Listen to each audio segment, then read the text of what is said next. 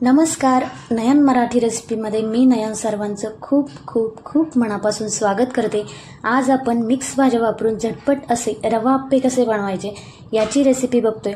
रवा आणि भाज्या दोन्हीही पौष्टिक आहेत, त्यामुळे मुलांसाठी ही रेसिपी तुम्ही नक्कीच बनवू शकता, कारण मुलं भाज्या खाण्याचा कंटाळा करतात.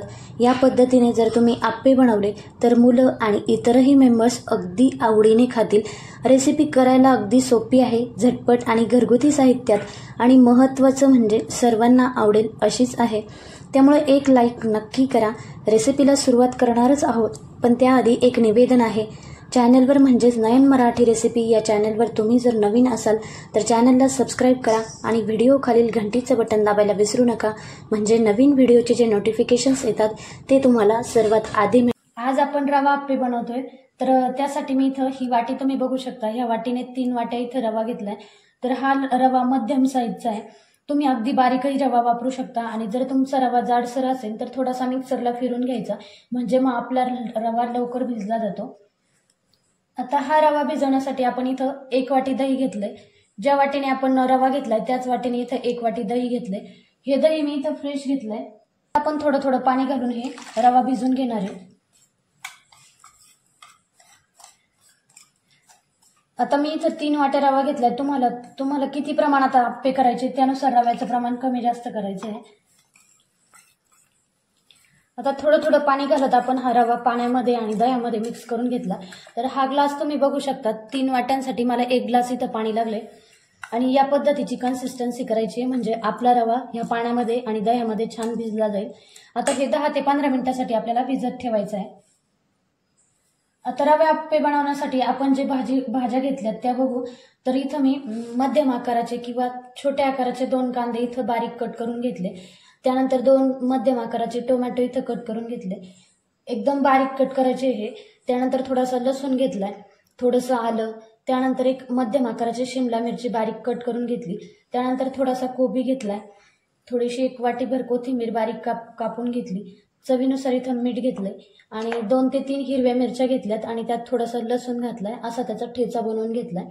आता हे भाज्यांचं प्रमाण तुम्ही तुमच्या आवडीनुसार थोडंफार कमी जास्त करायचंय, किंवा याच्यापेक्षा जास्त तुमच्याकडे गाजर असेल किंवा भाज्या असतील कोणत्या तर तेही तुम्ही या आप्प्यामध्ये घालू शकता. माझ्याकडे जेवढ्या होत्या तेवढ्या मी यात घेतल्या. आता ह्या भाज्या आपण थोड्याशा परतवून घेणार आहे. तुम्ही कच्च्याही या भाज्या ह्या आप्प्यांमध्ये घालू शकता, पण थोड्याशा परतून घेतल्या की त्याची टेस्ट ह्या आप्प्यामध्ये छान लागते. तुम्हाला जर कच्च्या आवडत असेल तर तुम्ही कच्च्या भाज्याही त्यात टाकू शकता. भाज्या परतून घेतोय त्यासाठी मी गॅसवर एक कढई गरम करायला ठेवली. यात आपण थोडंसं तेल घालतोय. तरी पोह्याचे 2 ते 3 चमचे आपल्याला इथं तेल घालायचंय. खूप जास्त तेल इथं आपण भाज्या परतायला घालणार नाहीये. कढई गरम झाली, आपण यात तेल घालून घेऊ. तेल आपलं गरम झालंय, त्यात आपण आलं लसूण घालतोय. आलं लसूण आपल्याला छान परतवून घ्यायचंय.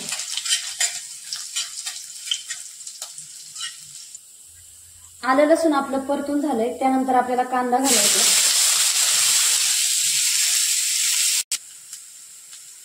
कांदा आपला परतत आलाय, त्यानंतर आपण यात कोबी घालतोय.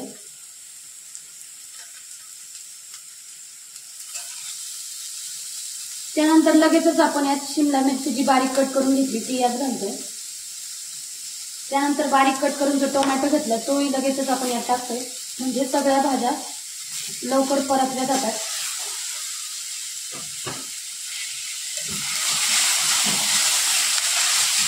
गॅसच्या मध्यम आचेवर आपण हे परतून घ्यायचं.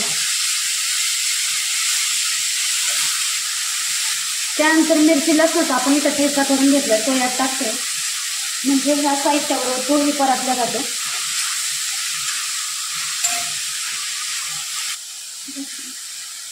त्यानंतर चवीपुरतं इथं मीठ घालायचंय.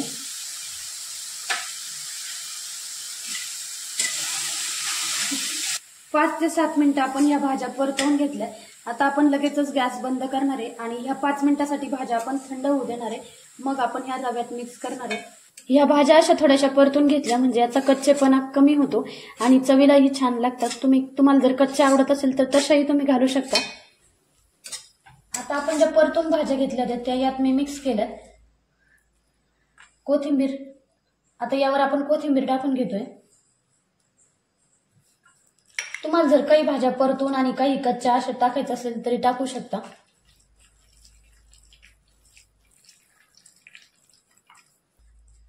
आता भाज्या, रवा, कोथिंबीर आपण सगळं हे मिक्स करून घेतलंय. आता यात थोडंसं पाणी टाकायची गरज आहे, त्यामुळे थोडंसं पाणी मी इथे टाकून घेते.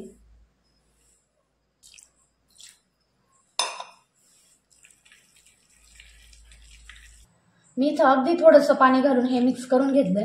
त्याआधी आपण 1 ग्लास रवा भिजवण्यासाठी पाणी घातलं होतं.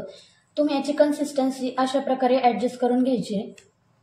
खूप जास्त पातळही करायचं नाही किंवा खूप जास्त घट्टही नाही, या पद्धतीने करून घ्यायचंय. आता मी इथं आप्पे पात्र घेतलंय. आता हे गरम करायला ठेवलंय. व्यवस्थित गरम झालंय. त्यानंतर आपण यात तेल घालतोय. ब्रशने आपण हे सगळं तेल ह्या भांड्याला व्यवस्थित लावून घेणार आहे.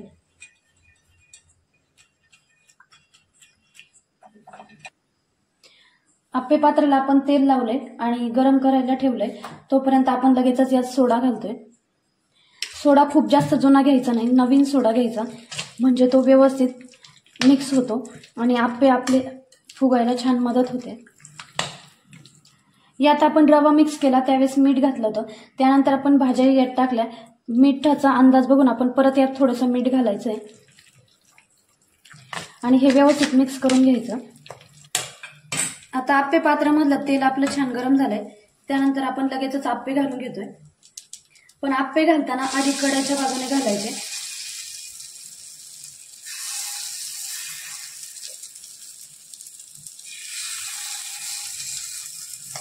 आता आप्पे घालून झाले. थोडंसं आपण तेल यात घालतोय. अगदी थोडं थोडं तेल आपण याच्या कडेने घालतोय, म्हणजे मग आपले आप्पे व्यवस्थित निघतात.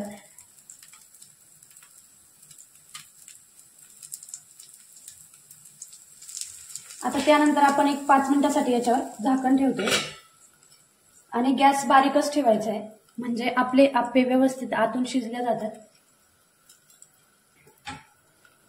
मी तुम्हाला 5 मिनिटं म्हटली होती, पण इथं 2 ते 3 मिनिटं झालेत. आपण एकदा चेक करून बघू. तर यावरचं झाकण मी काढलंय आणि आप्पे थोडेसे उलटवून बघू. याच पद्धतीने आपण सगळे आप्पे उलटवून घेणार आहे. आता सगळे आप्पे आपण उलटवून घेतले, पण तुम्ही बघू शकता आपण आधी कडेला आप्पे घातले होते, नंतर मधले आप्पे घातले, तरी ह्या कडेच्या आप्प्यांपेक्षा मधल्या आप्प्यांचा कलर थोडासा डार्क आहे, त्यामुळे आपण हे नंतर घालतो. तर आता आप्पे उलटवून घेतले. थोडं थोडं अगदी थोडंसं तेल यात घालायचंय, म्हणजे खालच्या बाजूने व्यवस्थित भाजले जातात. पहिली बॅच आहे, त्यामुळे आपण हे तेल घालतोय एवढं, नाही तर खूप जास्त तेलाची गरज इथं पडत नाही. आणि पहिल्या बॅचचे आप्पे काढताना थोडेसे हळूवार काढायचे, म्हणजे ते दुसऱ्या बाजूने भाजताना आपण याच्यावर झाकण ठेवणार नाही. अगदी 1 ते 1.5 मिनिटात आपले आप्पे खालच्या बाजूने व्यवस्थित भाजले जातात.